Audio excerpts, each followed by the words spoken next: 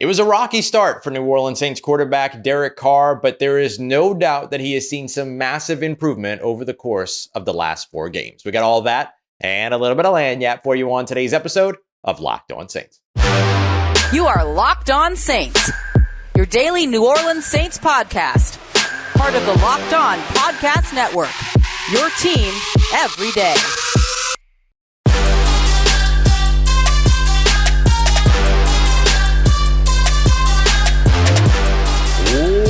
What is good, Who Dat Nation and Who Dat family? Welcome into another episode of Locked On Saints, your daily podcast covering your favorite team, the New Orleans Saints, part of Locked On Podcast Network, your team every day. Thank you, as always, to all you everydayers out there making Locked On Saints your first listen of the day every day. Don't forget you can subscribe and follow for free on YouTube or wherever you get your podcasts so you never miss the latest episodes. And if you want to keep the conversation going one-on-one with me, take part in our exclusive film studies, Q&As, and much more, you can become a Locked On Saints insider by heading over to joinsubtext.com/LockedOnSaints today to join a community I would love for you to be a part of. As always, I'm your host, Ross Jackson, at Ross Jacksonola on your favorite social media, your New Orleans Saints expert, credentialed member of the media, Saints News Network, Tuesdays in the Locked On NFL podcast, and here with you every single Monday through Friday on Locked On Saints. And today's episode of Locked On Saints is brought to you by our friends at Game Time. Download the Game Time app, create an account, enter the promo code Locked On NFL for $20 off of your first purchase.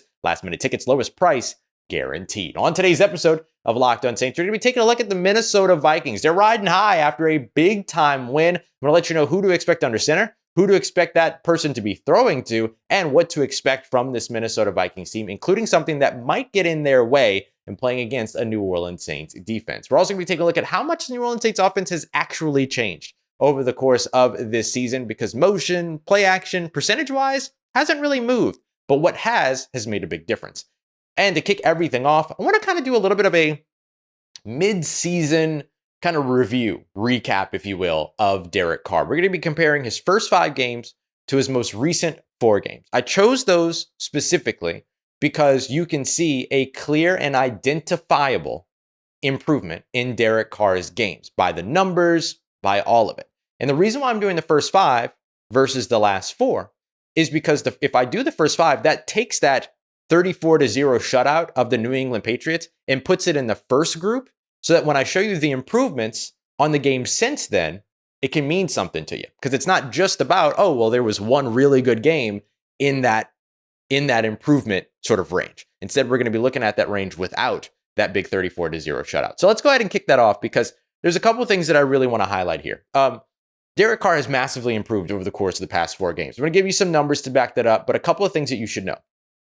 Better in terms of accuracy, better in terms of on-target throw percentage, better in terms of off-target throw percentage, i.e. the off-target throws have come down. Better in terms of time to throw. He has significantly reduced how much time it takes him to get the ball out of his hands. And then much better when it comes to turnover-worthy throws, right? He has more than halved the amount of turnover-worthy throws that he has thrown over the course of the past 4 games versus the first 5 games. So those are just big ones. I don't want to run through the numbers and percentages on all that, but I just want you to know that. Completion percentage over expected, better. Accuracy, on-target throws versus off-target throws, turnover-worthy throws, all of those things, much better right now for Derek Carr. And that includes being in a situation where you're also seeing him come up on his first read throw percentage, all of these other things. So the system is working with Derek Carr. So here's what I want to look at.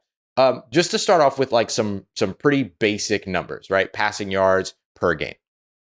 Over the course of and just so that it's said too, when we're looking at the first 5 games versus the last 4 games, one of the other reasons why I did that is because it keeps the number of dropbacks pretty consistent. 174 dropbacks over the course of the last 5, or over the course of the last 4 games. The first group of games, weeks 1 through 5, 167. So you're about 7 snaps difference there. So it really evens things out to include that Patriots game in the first set of data collection. Over the course of the first 5 games, Derek Carr averaged 189 passing yards per game, 189. Over the course of the past 4, 293, nearly 300 yards per game. And you might be saying, well, Ross, they're asking Derek Carr to throw the ball a lot more. That's not necessarily true. If you look at where the Saints have been over the course of the past few weeks, in 2 of those 5 games, of those first 5 games, they ran for over 100 yards. In 2 of the last 4 games, they ran for over 100 yards. The difference is that 3 games where they didn't run over 100 yards in the first 5, they didn't get over 80.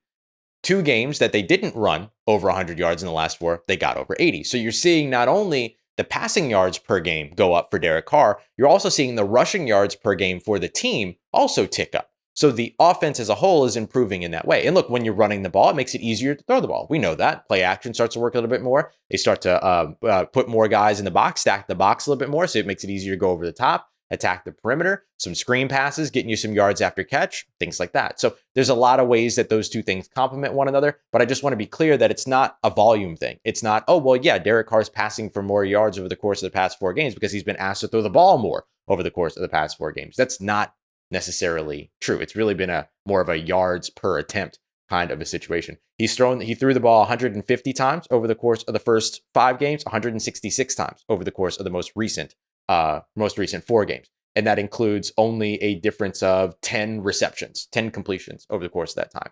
So not enough for you to say, okay, well, yeah, it makes sense that there's a 100-yard difference per game over the course of a difference of 2 catches per game. Not big enough. So that's why I wanted to highlight that.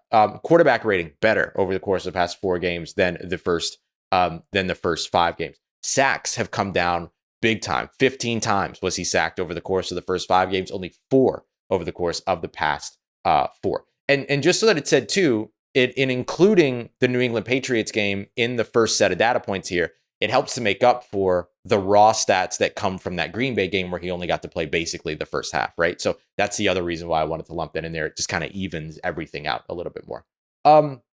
Here's where I think Derek Carr has made the biggest improvement. It's not about how often he completes passes. It's not about how many yards he's throwing for. It's not about whether or not those passes are turnover worthy or on target versus off target, though much better for them to be on target versus off target. This to me is the biggest thing. Pressure percentage, right? So the number of dropbacks that Derek Carr is under pressure has actually ticked up over the course of the past 4 games versus the first 5. 24.6% over the first 5, and then 26.4% over the most recent, okay? So you've actually seen him pressured to a greater amount, percentage-wise, of his dropbacks more recently. However, the big difference here, and you heard me say the raw sack numbers earlier, 15 in the first group of games, 4 in the second group of games. This to me is the biggest thing. Remember all the times early on in the season where you were hearing things like, oh, Derek Carr's got to get the ball out of his hands. He's holding on to the ball a little bit too long. Throw it away. All of those other things. That has started to happen to the tune of these numbers. Pressure to sack conversion rate. So this is the number of times that a quarterback is under pressure and leads to a sack, okay? The percentage of time that happened over the course of the first 5 games, 36.6%. So nearly over a third of the time that Derek Carr was under pressure, a third of the time he was being sacked. Here over the course of the past 4 games, that has dropped from 36.6% to 8.7%, nearly a quarter of the same percentage. That's insane. That is an insane drop-off, and that's massively important for Derek Carr and the New Orleans Saints. When you go from taking sacks on nearly a third of the time that you're pressured, or over a third of the time that you're pressured, to under a tenth of the time that you're pressured, that's massively important. And one of the things that has helped with that is that he started to throw the ball away when he's under pressure. He's getting the ball out quicker, as I mentioned earlier. All of those things factor in. This is big. This is big because if you wanted to see something that was trackable, diagnosable, that is objective, right? Taking the subjectivity out of it, that's objective. You can objectively see that Derek Carr's play has gotten better and has been aided, right? And has also been helped by the offense as a whole over the course of these past 4 games. And that's one of the reasons why the Saints are on the right track so far. It's huge. It's big. Now, can they keep it going in this direction? That, of course, continues to be the question as the New Orleans Saints continue to turn their corner. Now, Derek Carr has clearly improved over the course of the past 4 games or so. How have the New Orleans Saints actually gotten better on offense? Let's break that down as we continue on with today's episode of Locked On Saints, part of Locked On Podcast Network, your team every day. Today's episode of Locked On Saints is brought to you by our friends at Game Time. Game Time is the absolute best place for you to go and grab your tickets, especially if you're someone like me who likes to go to a bunch of different events, sporting events, theater, comedy, whole bunch of stuff. You can check all of it out. And if you're also somebody like me who kind of makes that decision last second, Game Time helps you make sure you're not overpaying to live on your schedule, right? You should be able to live life on your schedule, and Game Time is here to help you do that. Everything from flash sales to deals all the way down to the days of the game. You can even see what your view is going to be before you buy the ticket so that there's no surprises. It's absolutely awesome. You get to take all the guesswork out of buying tickets with Game Time. So I want you to download the Game Time app today, create an account, use the promo code LOCKEDONNFL to get $20 off of your first purchase. Terms apply. Again, that is Locked On NFL, the promo code, so that you can create an account, redeem that code, and get $20 off. Download Game Time today. Last minute tickets, lowest price guaranteed.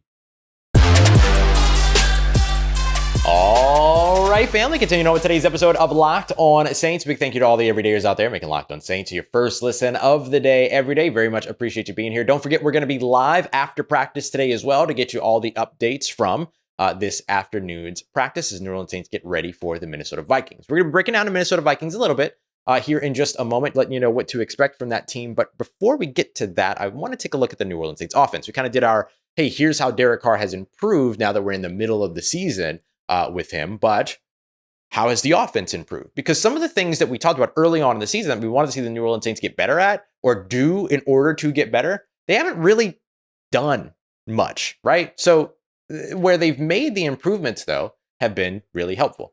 When I say that the Saints haven't really ticked up in terms of the things that we were saying that they should do to get better, what I'm talking about really are like motion and play action. Over the course of the first 5 weeks, looking at all 324 of the Saints' offensive plays that were run without penalty over the course of those first 5 weeks, 27% of the time they use motion, 7% of the time they use play action. You look at the most recent 4 games, the 200 plus plays that they ran during that time without penalty, 31% motion. So ticked up 4% there, not bad. 7% play action, the exact same. So the Saints have barely ticked up using motion.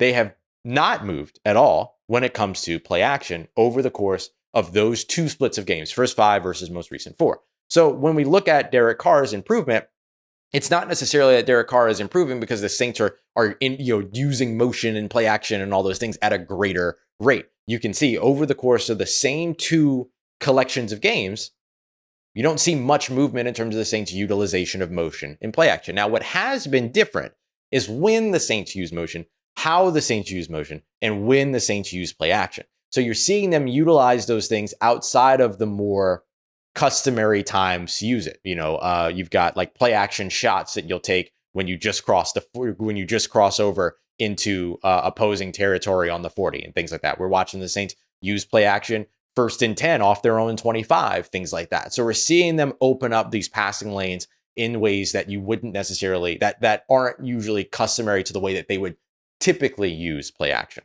And we watched play action tick down all the way from, the last few years of Drew Brees as well. Motion has just been different motion. Instead of just using motion across the field, sometimes they're taking or using, oftentimes what you see the New Orleans Saints do is that they use motion to where a player goes from one side of the field to the other, or comes from out of the backfield to outside. Now you're seeing Chris Olave motion into the backfield, swing around, and then start to speed out before they snap the ball, get him a little running start over on the outside. They do the same thing with Rashid Shaheed. They did one with, I believe it was one of those 2 receivers against the Bears, to where if Michael Thomas is able to hold, it was Chris Olave. If Michael Thomas is able to hold a block on there, which, look, sometimes you can't hold the block, okay? But if he would have been able to hold that block, then you've got about 20 yards. That's probably not true. You got about 15 yards before the next defender is closing in over the top. And so you're seeing the way that the Saints are utilizing specific types of motion, side motion to where somebody's lined up maybe in line or in tight to the formation, and they motion towards the outside, going toward the sideline. You're seeing times where players are motioning from in line to the backfield or from backfield to in line, things like that. So you're seeing a little bit of different motion, but you're not seeing really a massive tick up in terms of how often they're utilizing it. So what are the Saints doing that have utilized them better? They have put their players in position to succeed. And we've broken this down before. We broke this down after the Indianapolis Colts game.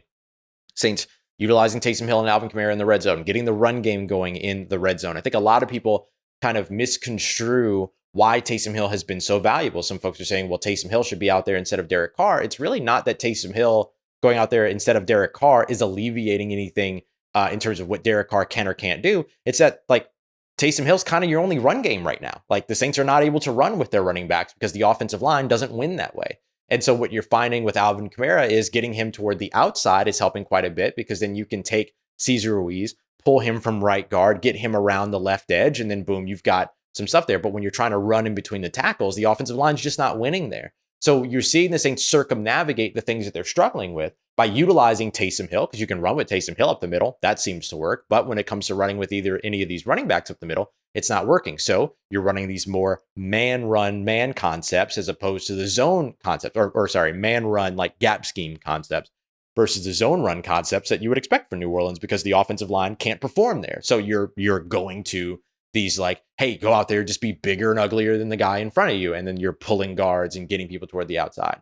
So what you're watching the Saints do is, instead of like beating their head up against the wall and trying to do the same thing over and over and over again, which is what they did with Alvin Kamara the majority of the 2022 season. You remember we broke that down in terms of looking at how often they were running him up the middle and all these other things. They're diversifying his rushing attack. They're diversifying the point of attack in the run game, and that's big. And they're also diversifying how they're attacking in the run game by using Taysom Hill, using Jamal Williams, using Alvin Kamara, and rotating through that. When it comes to the passing game, you're seeing, look, Rashid Shaheed take the top off of the defense, but also be a guy that can find soft spots in the zone. Those are two things that he does incredibly well. Chris Olave, go out there, find soft spots in the zone. Did that extremely well against Chicago. One in man a couple of times too, but when they had him in zone, quick passes to him towards the left sideline, right sideline, as he kind of finds those pockets in the seams. You're seeing the tight ends utilize over the middle of the field. Foster Moreau, Juwan Johnson, both got a little bit more involved in the offense as pass catchers in this game. That's improved by the fact that the offensive line is able to hold up and not necessarily keep pressure away, but has been able to buy enough time for Derek Carr to be able to get the ball out. And Derek Carr is getting the ball out quicker. 2.5 seconds over the course of the first 5 games was his average. 2.3 seconds is his average over the course of the last 4 games. That might not sound like a lot of a difference, but those couple of, ticks on the clock there, those couple of tenths of a second make a big time difference. So that's what I'm looking at for this New Orleans Saints team. It's not that the motion is having, a major impact because it's ticking up and all of a sudden they're in the 40, 50%, or they're like the Miami Dolphins running like 60% motion and things like that. They're not that team. They're not going to become that team over the course of a season. They're not running play action like I don't know who runs a lot of play action, like a Philly or a San Francisco. They're not running a ton of that instead, or Texans, Houston does a lot of it now. Bobby Slowick there. So you're not seeing a ton of that. You're seeing about 21 over the course of the past 4 games, about 23 times over the course of the past 5 games, or the first 5 games, when you rule out plays that had a penalty and all that. It's not been those things. It's been that the Saints are putting their playmakers in position to make plays. And that's the other thing that we've been calling for so long with this team. It's what we talked about all last year when we had, gotten into October, November, December, whenever it was. And Dennis Allen was talking about, we got to find more creative ways to use Alvin Kamara. It's like, yeah, you do. And so it's great to see that they're not having that type of conversation as we step into November here at this point in the season. And so I think that this is where it is. Now, the next thing is, can they keep themselves from doing what they did all last year, which is, you find out, okay, this player does this thing really well. We can capitalize on this. Michael Thomas making tough catches over the middle of the field, taking up double teams, creating moments for other people. Now, in the next game, Taysom Hill is going to have, 7 carries for, 50 something yards, get into the end zone, whatever, be a key player in that game. But then the game after that, we're never going to see him again. Like, you can't do that. Can't do that again. Can't go back into that rhythm. But these are the things that the Saints have improved, as opposed to things like motion, play action, stuff like that. There are improvements in those areas, but it's not like it just kind of ticked up. The big thing that they've done is maximizing the potential and maximizing the usage of the players that can go out there and make a difference on the field. Derek Carr included. Each of those wide receivers, the tight ends, Taysom Hill, each of those running backs, all of that. And as the offensive line continues to take its steps forward, it gets even easier and easier. Coming up next, what doesn't get easier is the New Orleans Saints schedule. Minnesota Vikings, a team that maybe a lot of people will tell you that you don't have to fear, but this is a team that's riding high right now after a big time moment. We're going to explain what to expect from the Minnesota Vikings team, where they can come up short, and how the New Orleans Saints should try to take advantage of that area. We got that coming up for you as we continue on with today's episode of Locked On Saints, part of Locked On Podcast Network, your team every day. Today's episode of Locked On Saints is brought to you by our friends at DoorDash. I use DoorDash all the time. In fact, I used DoorDash just last night. Meals from the Heart Cafe was good. I had to get my vegan on yesterday. All right, I had to get my vegan on, get some clean eating going. Got a little bit of okra gumbo. Got a vegan hot sausage po' boy. It was fantastic. So gotta love all that. Some Creole potatoes on the side and everything too. Meals from the Heart knows its way to my heart, and thankfully they're all over DoorDash. So you gotta love it. So if you're looking for some of those. Maybe specifically like things that correlate with your diet. You're looking for some of those new restaurants that you wouldn't see otherwise. You're looking for some local spots, things like that. You're going to be able to find all that over at DoorDash. And I'm going to help you out today. Get 50% up to a $10 value when you spend $15 or more on your first order by using the DoorDash app. So download the DoorDash app, enter the promo code LOCKED23. That's LOCKED23. Use the digits. Subject to change, terms apply. That's 50% off. For up to a $10 value when you spend $15 or more on your first order. Download the DoorDash app. Use the promo code LOCKED23. Subject to change. Terms apply. Let's get it, Who Dat Nation. Wrap it up today's episode with a quick look at the Minnesota Vikings. New Orleans Saints traveling to Minneapolis, home of Prince, to take on the Minnesota Vikings. And look, this is a game that is going to be a tough one for New Orleans. And I know I give every team on the New Orleans Saints schedule a lot of credit. The Minnesota Vikings right now deserve it because they are riding high after one of the most improbable wins that we're going to see this season. Now, we saw something like this last year when Baker Mayfield showed up in Los Angeles on like a Tuesday and then went out there and started a Thursday night football game and like balled out for the Rams and everything like that. Joshua Dobbs had a very similar situation. Joshua Dobbs, the quarterback formerly of the Cleveland Browns, traded to the Arizona Cardinals, did a great kind of like TikTok video series thing on like what that was like, moving from one place to the other, all that. Then gets traded at the trade deadline from Arizona to the Minnesota Vikings. Minnesota Vikings start Jaren Hall, the rookie quarterback out of BYU, somebody that we covered very closely here on Locked On, especially Locked On Saints going into the Senior Bowl and all that stuff. Jaren Hall gets like 11 snaps in, faces a concussion, and then Joshua Dobbs has to go in. He's like shaking hands, introducing himself to the players that he's throwing footballs to and all these other things. It starts off like a catastrophe, safeties, interceptions, fumbles, whatever, name it, it happened. And then all of a sudden, everything just kind of settles in and boom, he's dishing and diming, throwing dimes and all this other stuff. So look, now there's some tape, right, on Joshua Dobbs performing well in that Minnesota Vikings offensive system. But how much can you really lean in on it, right? This was a situation where Kevin O'Connell, the Minnesota Vikings head coach, is like relaying in, hey, say these words, they'll know what they mean, do it quick so that before the radio cuts off, I can tell you what to do, and he's like, hey, here's your progression. You're going 4, 11, and, your player numbers, all these other things.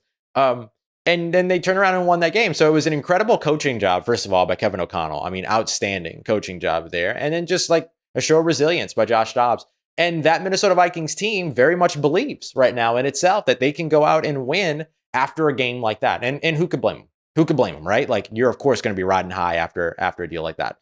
But one of the things that's going to massively get in Minnesota's way is their inability to run the football. They have had so much trouble running the football. And then they just lost Cam Akers, who basically was just another version of Alexander Mattison. And so expect a lot of Alexander Mattison in this game. And this could be a game where the New Orleans Saints rushing offense or rushing defense kind of builds a little bit of confidence here, because Minnesota has struggled in that area. And it's not just that they've struggled, like, I'm not necessarily talking about like from a yards per game perspective or NFL ranking perspective and things like that. Like, they have had some major issues with blocking assignments on that offensive line. And actually, they try to do these zone runs, but they're not moving into the right areas, all these other things, leaving some of these spots. That's a spot where these smart, intelligent players, experienced players like Cameron Jordan, like Colin Saunders, like Nathan Shepard, like those are the like Demario Davis filling those run gaps and things like that. Like, those are going to be the moments where, this run defense really has an opportunity to build a little bit of confidence. So something to take advantage of there. Not only will there be no Cam Akers, but the expectation is that there will also be no Justin Jefferson, former LSU wide receiver. Probably the best wide receiver, if not, certainly one of the best, if not the best wide receivers in the NFL right now. Not expected to be back in time for this game. He had gone on injured reserve. This would technically be the first game that he would be able to come back for. Doesn't look like that's going to happen. So that works in the New Orleans Saints' favor as well. The New Orleans Saints secondary has played outstanding football. And I'm not just talking about, walking away with 3 interceptions this past game or Paulson Adebo having 3 interceptions over the course of the past 2 games. I mean, they're taking away options. They're forcing quarterbacks to move on through their progressions and things like that. So if Josh Dobbs, with 1 week of practice under his belt with the first team, which is the expectation here because Jaren Hall's dealing with that concussion, they wouldn't put Jaren. Doesn't seem likely they're going to put Jaren Hall back out there. It doesn't seem likely he's going to be able to clear in time. So you should expect to see Joshua Dobbs until we hear otherwise about Jaren Hall. But if Josh Dobbs comes in and gets 1 week of practice with this team, forcing him to move on through his progressions might be the worst thing for Josh Dobbs because he's got to learn what those progressions are. He's got to learn what all these play calls are, what all the verbiage is and stuff like that. Now, he's an incredibly intelligent player. He's a very talented player. He has been in quite a few offensive systems now. It's not like he's not going to be able to go out there and run the system. But if you want to get him to a point to where he slips into a mistake or two, then you have to make him progress. You have to make him go through those progressions. You can't let him take first read, because then you're behind. You're behind as a defense in that case, and he's being able to dole and dish and do all the things that he needs to be able to do to keep that offense moving. So if you want to increase the likelihood that he makes a mistake, increase the amount of time that he holds on to the ball and has to think about what to do next. And that's where the New Orleans Saints defense can really take advantage of what will inherently be a major flaw for this Minnesota Vikings team, especially if they continue to struggle in the run game, setting up protections, things like that. This is an opportunity for the New Orleans Saints defense to really start out strong. One of the things that Dennis Allen said in his locker room speech after the win against the Chicago Bears is next week, just borrowing his phrases, but paraphrasing here, next week, let's treat the opening half like the second half, right? Let's treat the first quarter like we're going out there after halftime. And that's sort of what we've seen from the New Orleans Saints here as of late. They've been outstanding as a defense in the second half, but lately have struggled early. Expect a really crisp plan in terms of what the first 15 scripted plays are going to be from Minnesota. That's going to be very valuable for a quarterback stepping into a system, stepping into the first, I don't want to say his first exposure to the system, because we watched the first exposure to the system happen live when he's on the sideline practicing like the team's 5 cadences and all these other things. Like some of those things are still going to be left. Those are still going to be gaps for Josh Dobbs in this Minnesota Vikings offense, even going into this quote unquote second game with it. So that's got to be the key for New Orleans. Like this has to be a defensively led game. The New Orleans Saints offense should be fine. Like they should be able to operate here. Big thing is going to be how do they match up against that Minnesota Vikings defensive line and all that? Like how does the New Orleans Saints offensive line hold up? Those are going to be the big questions. But if they're able to dominate over the defensive side and establish themselves early, it's going to open up a lot more opportunity for this offense to continue to do what it's been doing, which is do enough to win games. They ain't got to score 30 points. They ain't got to score over 28 points if they don't want to, or if they can't. It doesn't matter. As long as they win this game, that becomes the biggest thing. And so forcing turnovers, forcing Josh Dobbs to make mistakes by making him hold on to the ball, making him make more decisions, choices, think, all those other things, and taking advantage of some of those fluky things that keep happening in the Minnesota Vikings run game. Those are going to be the things that are going to allow the New Orleans Saints defense to establish this game early and allow the offense to be able to come out and win. We'll break down in more detail how you can take advantage of all that schematically on Friday's episode, the game plan episode. We're going to talk more as well with Luke Braun, host of Locked On Vikings, on tomorrow morning's episode, our crossover Thursday, to break that all down. And of course, we'll be live with you later on today to kind of give you the updates on how healthy this team is, all of that. We know Isaiah Foskey, you should expect to miss a couple of games. We know Kendre Miller is dealing with an ankle injury. We'll see the severity of that. But outside of that, let's see how healthy this New Orleans Saints team can be going into this game against the Minnesota Vikings. Appreciate all you everydayers out there making Locked On Saints your first listen of the day, every day. And a big thank you to everybody who takes the time to make us a part of your day, part of your routine, for saying yes to me and the show. As always, if you see me, please say hi. And if you need anything else around your New Orleans Saints in between these episodes, make sure you follow me on your favorite social media at Ross Jackson, NOLA. Hit me up. Let me know how the family's doing. Let me know how you're living. Let me know how you're momming them. And trust you, that nation. I'll holla at you.